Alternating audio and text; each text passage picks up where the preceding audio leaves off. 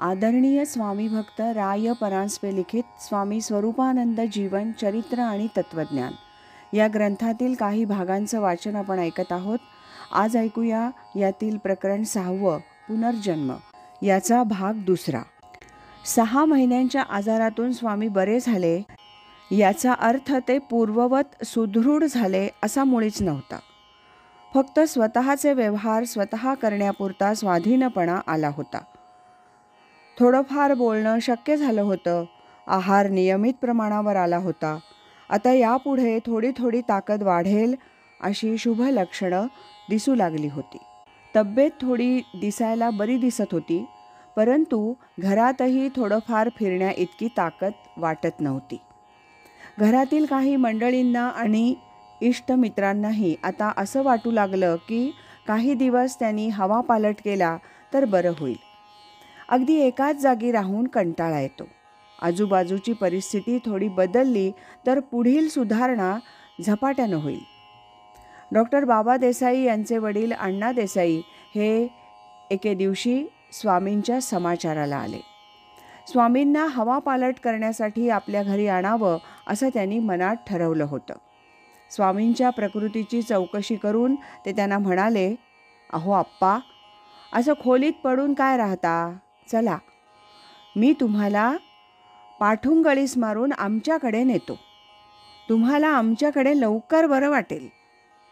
स्वामी त्यावर काहीच बोलले नाहीत, परंतु तेव्हापासून त्यांनी थोडी थोडी चालण्याची सवय केली आणि पुढे महिन्यात 1 मैलपर्यंत चालण्या इतकी प्रगती त्यांना करता आली.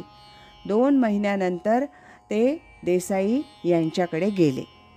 या 2 महिन्यातील प्रगतीची वाटचाल कशी होत गेली याचं वर्णन त्यांच्याच तोंडून मला ऐकायला मिळालं असल्यानं ते त्यांच्याच शब्दात देत आहे.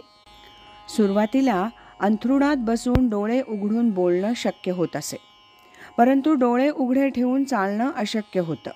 त्यामुळे बाबा देसाई यांचा हात धरून डोळे मिटून घरातल्या घरात फिरण्याची सवय केली. सुमारे 8 दिवसांनी हात धरूनच परंतु अंगणात अधिक फिरता येऊ लागलं आणि दुसऱ्या आठवड्यात दुसऱ्यानं हात धरल्याशिवाय काठीच्या आधारानं सुमारे फरलांगभर फिरणं शक्य होऊ लागलं. चालताना आजूबाजूला बघणं शक्यच नव्हतं, परंतु सरळ पायाखाली दृष्टी देऊन चालत असे. समोरची एखादी टेकडी हळूच पाहावी तर ती पर्वतप्राय मोठी वाटत असे.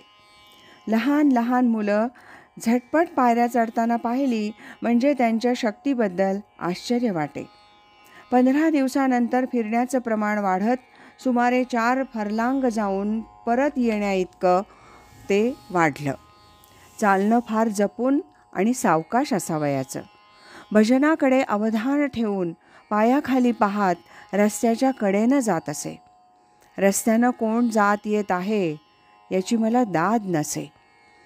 एखादा मस्त बैल समोरून उधळत यावा आणि आपल्या अंगावर येतो की काय अशी शंका उत्पन्न व्हावी, परंतु तो बाजूनं निघून जावा.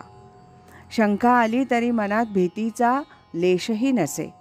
वाटेत दमल्यासारखं वाटलं तर जरा गडग्याला टेकून विसावा घ्यावा आणि नंतर पुन्हा चालावं.